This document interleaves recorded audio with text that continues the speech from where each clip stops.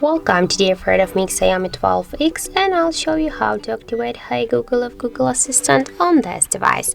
So first you should go to the Google application and then click on the right down corner to the More icon. After that, just go to the settings and tap to the voice section.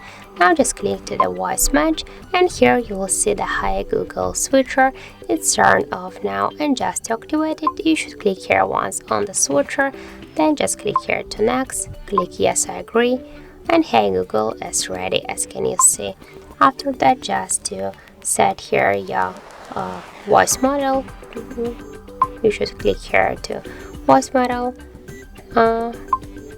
Just delete the previously one once again to activate it if you got the previously one, for example. Then just click to next, yes I agree, click to continue, click here to retain voice model and say OK Google, OK Google, and the third time say Hey Google, Hey Google.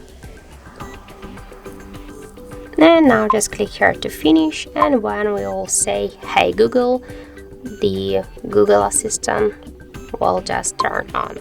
So that's it, that's how to activate Hey Google feature on your device. Thank you for watching, and if you find this video helpful, don't forget to leave a like, comment and to subscribe our channel.